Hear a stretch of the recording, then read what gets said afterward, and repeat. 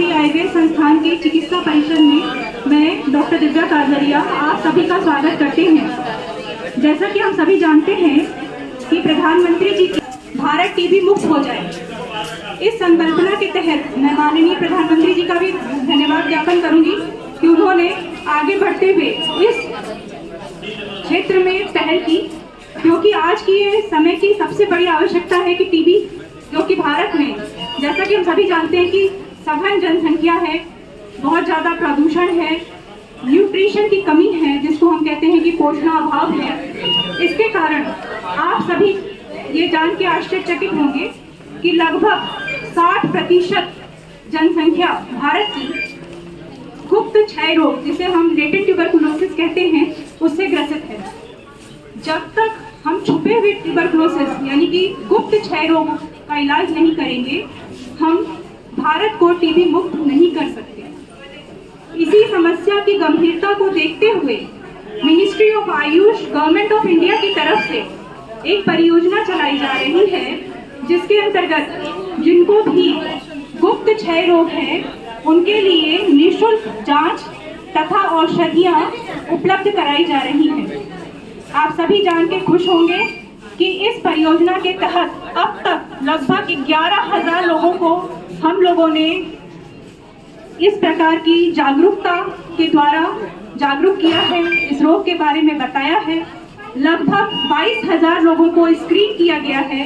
अब तक 1,000 रुग्णों को इसकी औषधियां वितरित की जा चुकी हैं, जिसमें से 300 लाभान्वित ऐसे लोग हैं जिन्होंने इस रोग पर विजय प्राप्त की है।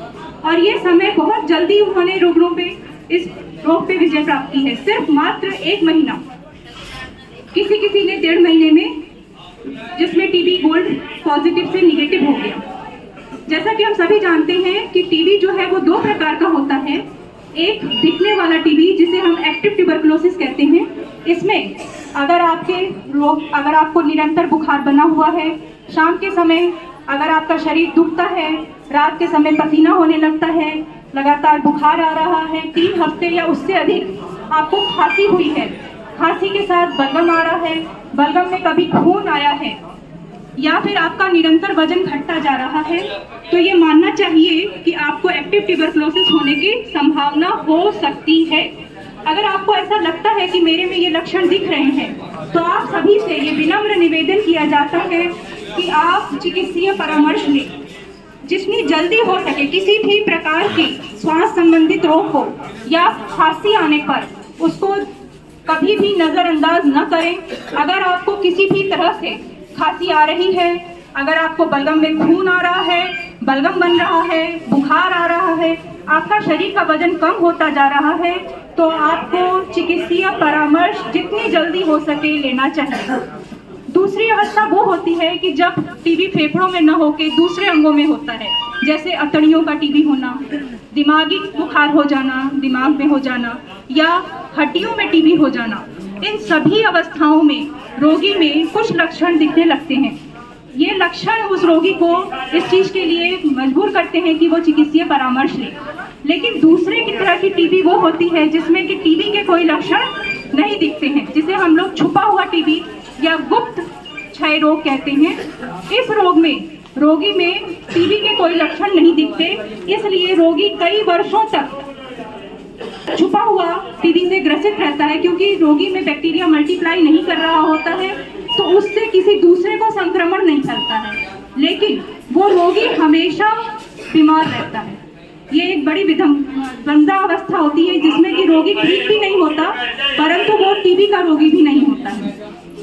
अगर आपको लगातार सर्दी जुकाम होता है, साल में 4 बार से अधिक होने लगे, आपको पेट संबंधित कोई भी समस्या जैसे भूख नहीं लगना, जीर्ण कब्ज रहना, या फिर खाना खाने के बाद पेट फूल जाना, कभी दस्त होना, कभी कब्ज हो जाना, अगर ये कोई समस्या 3 महीने से अधिक है, या फिर आपके अंदर चिड़चिड़ापन जिसको हम कहते हैं क्रोध, अगर क्रोध का बहुत ज़्यादा बढ़ जाना, आप लगातार इधर भी कुछ दिनों से चिड़चिड़ापन महसूस कर रहे हो, छोटी छोटी बातों पे गुस्सा आ जाना, इंटॉलरेंस जिसे हम कहते हैं, या फिर शरीर का थकावट महसूस करना, लगातार ऐसा लगना जैसे मेरा शरीर टूटा टूटा है, मुझे किसी काम को करने में खुशी नहीं हो रही है, अगर कोई कह भी दे तो जबरदस्ती करना पड़ रहा है, अगर महिला है और वो अगर यंग एज में है और अगर उसको महीना माहवारी संबंधित कोई रोग हो रहा है या फिर बांझपन, आपको जान के ये आश्चर्य होगा कि हिंदुस्तान में बांझपन का एक बहुत बड़ा कारण छुपा हुआ टीबी है।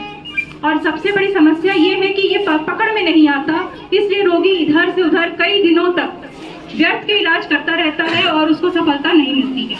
इसलिए जो हमारे यहाँ चिकित्सा परिसर में इस बात का ध्यान रखा जाता है। मैं इस बात के लिए हमारे यहाँ के गायनी ऑप्स डिपार्टमेंट स्त्री रोग प्रसूति विभाग को भी धन्यवाद करूंगी कि वो सबसे पहले रुग्ण का छुपा हुआ टीबी के लिए स्क्रीन करते हैं और अगर उसको ये पाया जाता है तो उसका इलाज मुहैया कराया जाता है, जिससे कि जो कंसीव करने का दर है वो बहुत अच्छा यहाँ पे मिल रहा है।